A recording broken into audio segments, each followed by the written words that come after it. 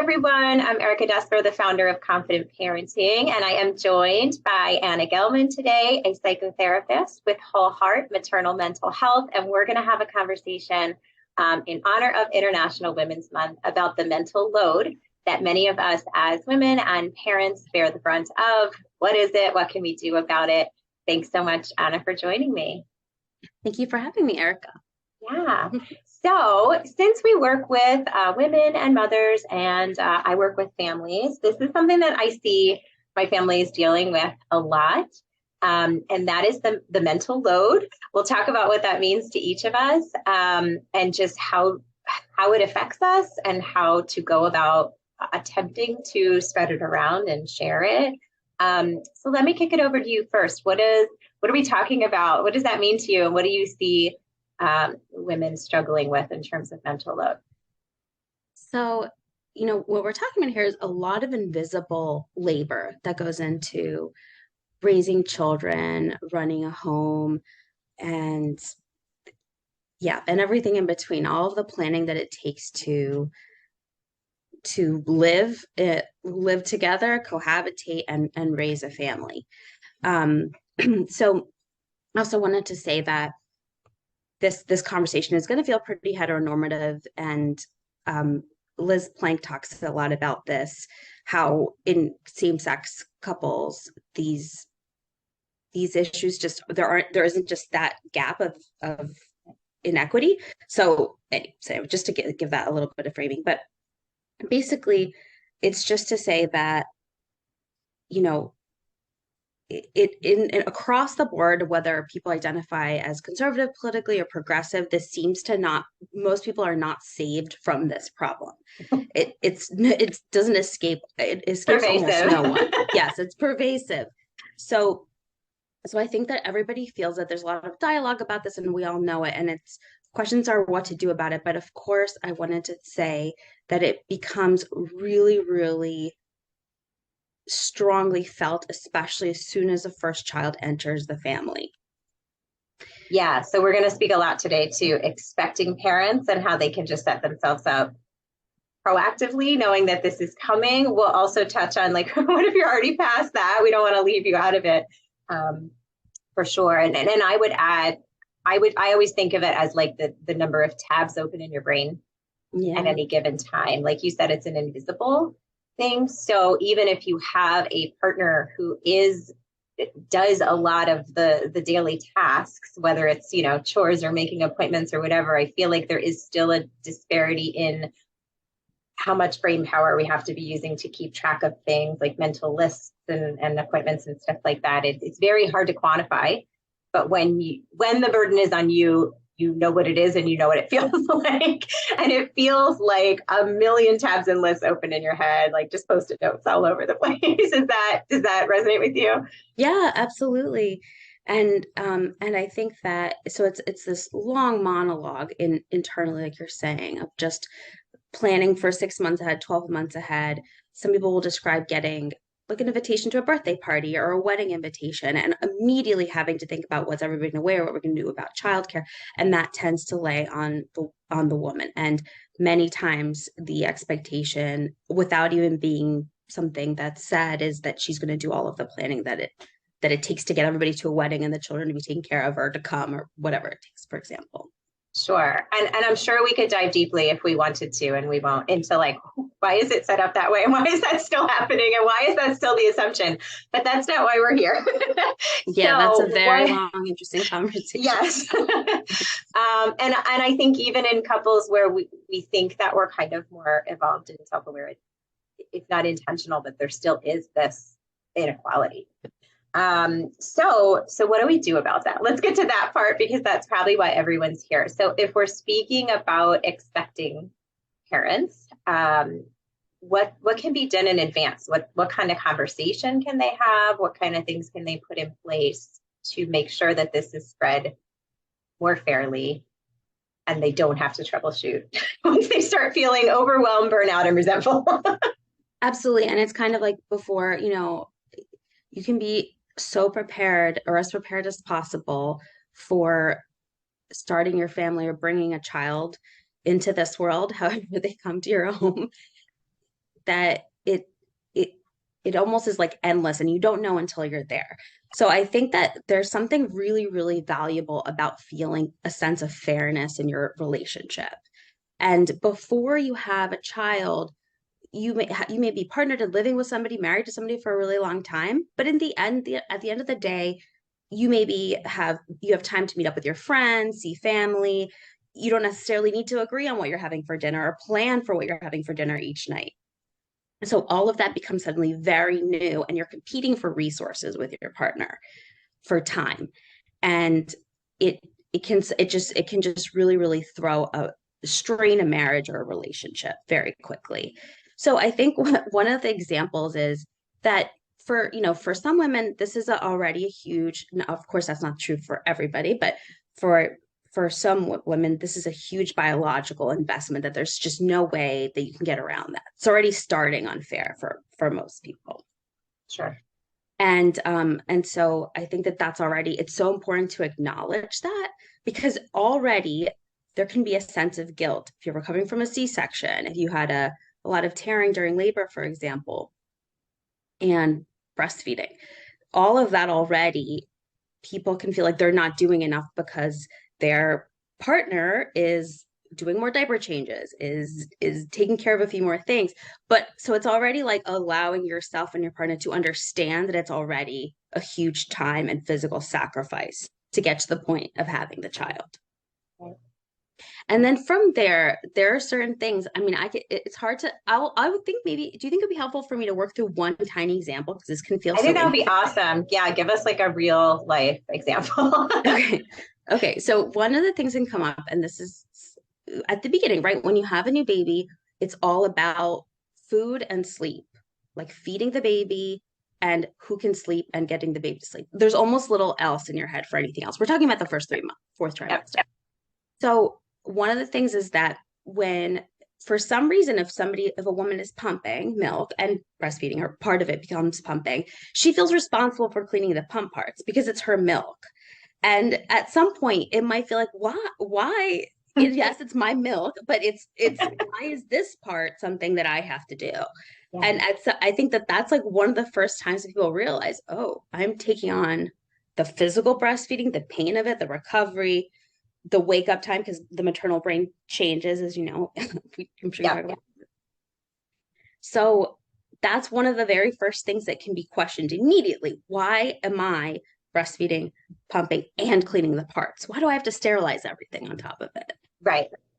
So you logistically could say, I'm doing the physical part. If you can do the after part that you can't physically do, that's a way to make it a little more fairly spread. The For example sure. I would give that's similar is overnight feeding.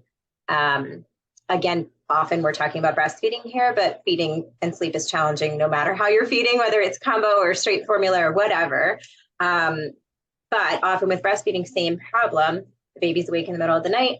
Mom's the only one that can do it. But then there's this period after where they're both wide awake. And most babies in the very early stages are not willing and able to be put right back down. They then need a lot of soothing and a lot of zhuzhing, for lack of a better word, to be able to then get into their next sleep cycle. So that's another thing I'll tell families too, is like, okay, if mom can only do the feeding, can the partner bring the baby to the mom? She doesn't even have to get out of bed if she doesn't want to. And this doesn't have to be for every feed. We can split up the night, or even if not that part, can they then whisk the baby away to get them dry and rebundled and soothed so that mom can get, back to sleep pretty quickly. So that's kind of a similar thing. Like there still is a way to divide up that feeding responsibility, even if it feels like it logistically might fall all on one person. For sure. And because this time is it's so emotionally dysregulating to be in that state of having a newborn and recovering, that this is so hard to do when you're in it. So if you have an opportunity to do it before the baby comes, to really anticipate and divide up labor and talk about, I think most people would say for their marriage or their partnership, that fairness is a value that most people have, that they want things to feel fair and they want it to be fair for the other person. I mean, that's actually a marker of feeling satisfaction in marriage in the long term for both partners. Absolutely. Right. So it's like trying to get ahead of that and having a system to communicate when Yeah. you can't communicate with us. Exactly. And obviously, if we can be proactive is almost always better than reactive, but we'll get to the reactive part too. I mean, I think what I'm hearing you say, and I would, of course, agree, if families can only do one thing in advance or in the moment, it would be to say, I need to have a conversation about how we're going to divide these new tasks that we never had before, or I'm feeling like so much of this is falling on me. Let's figure out what parts I can maybe, offload to you. Like maybe just permission, I guess is what I'm thinking. Permission to be able to say the logistics of this need to be figured out or reworked. For sure. And I think that it's so fair that both people both people will already feel like they're doing too much because you're doing so much more than you've ever done in your life. It's really too much for even two It's people. too much for two, four, like it's just too much That's for the real both. problem. So if you saying you're not, I feel overwhelmed, the other person might say, well, I'm doing all of this, but I'm doing all of this stuff. I'm already back to work and I'm only sleeping for this. I'm also feeling this way. So instead of going, in that it's you, it's me, you're doing too much, I'm doing too much, you're doing, you do it ahead of time. Exactly. And that too would be helpful, I think, if you can approach it from the I'm feeling and I need angle versus like, you're not doing, definitely be careful maybe how you approach it. We know that I statements are generally a little more effective in communication. So yeah, I think that's really, really helpful. And I would like to think that if couples can kind of talk about that in advance, then when it needs to be talked about again, it'll just be an easier, conversation to have. So that's great. So definitely something to think about when you're expecting or planning to be expecting. But let's get to what about our families that are already past, baby has arrived, maybe they are even past the fog of that fourth trimester. And maybe one, probably mom, is thinking like, this is not equitable. And maybe, it often starts to breed resentment, even if the other partner's unaware or is doing a lot. So like, if we're starting to feel that way, overwhelmed, burned out, resentful, what can partners do then when they didn't get to plan in advance? Or maybe their plan fell apart. I don't know. Yeah. Yes. You can plan a lot and then that's laid plans. Right. So I think that, and we both just talked about this book, Fair Play. Yes, I do have that. Full disclosure, I've not read it yet. I'm not an expert on it, but I am fully intending to read it. It's in my stack. We were both talking about our stack of books that we should be reading. Fair Play, a game-changing solution for when you have too much to do and more life to live. And it does talk a lot about this topic. For sure. So I think, it's so hard to start these conversations without eliciting defensiveness.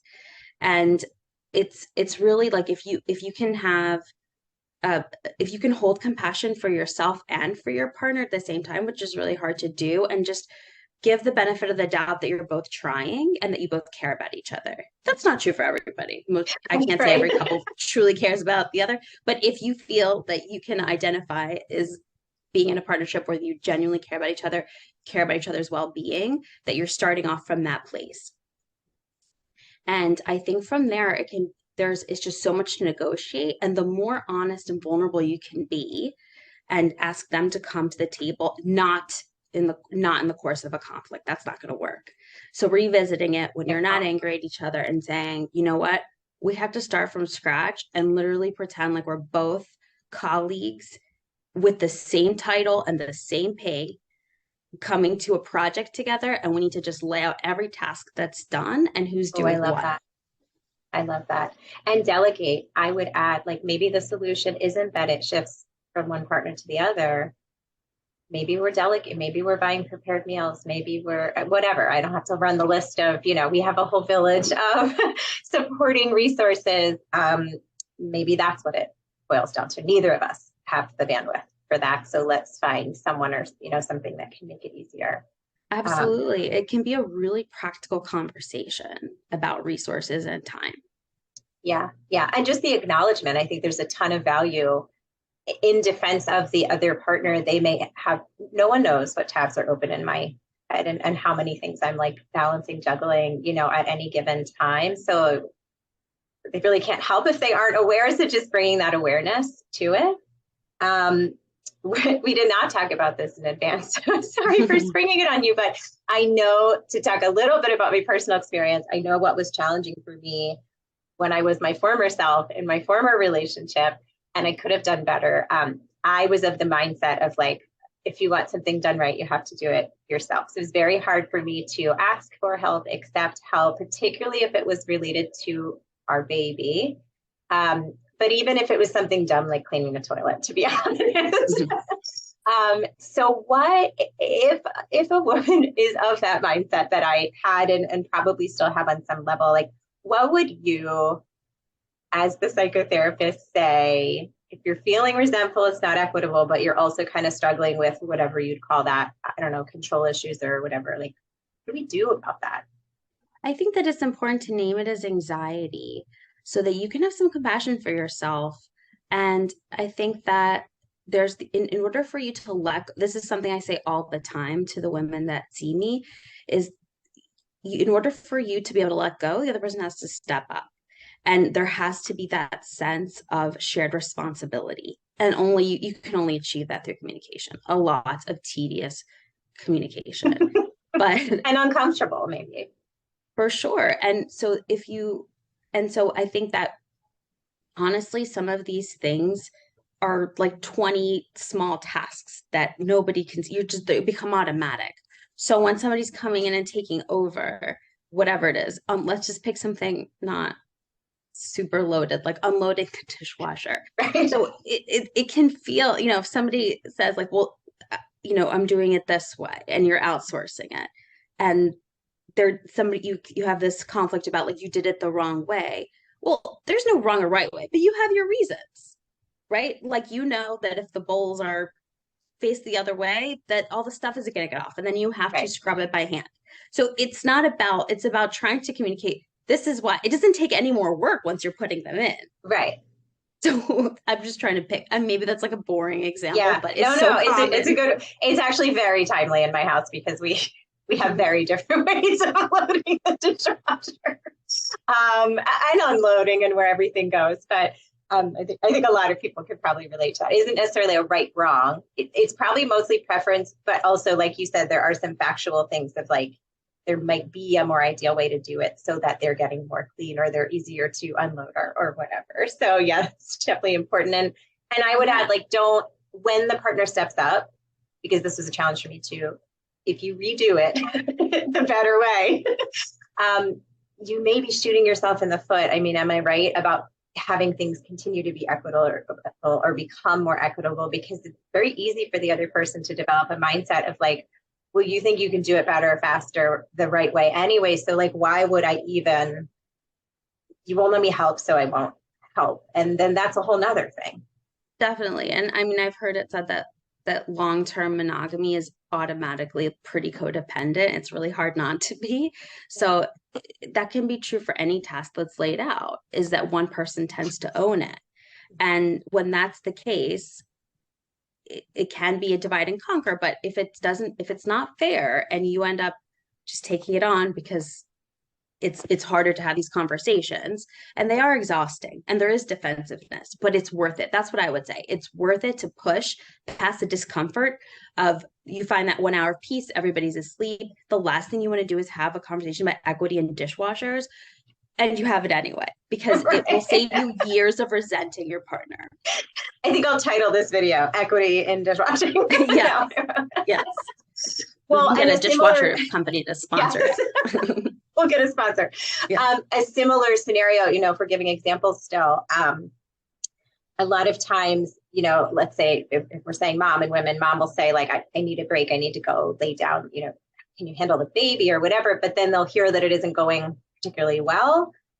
And I think there's a lot that feeds into this. It's like, I can't relax if that's happening. So what's the point? I'll just go, rescue, for lack of a better word. Or maybe it's the anxiety and the control of like, I could solve this so quickly and so fast, and I don't want the baby crying in. But again, it does make the partner feel like, not only does it kind of eliminate the opportunity for them to find their own groove, which will allow things to be far more equitable in the future, and enhance the bond and all that other stuff we're not here to talk about. But again, it creates that sort of situation of like, you're just not going to get the help you need because you're the only one who can do it, right? So I know a lot of times we ask for the help, but then we kind of shoot ourselves in the foot and intervene when we probably could just let it play out. And that's way easier said than done. But I do think it's super important for moms to hear. Like, then they will find their groove. If you can hang back for enough time or enough instances, it might not even happen the first time.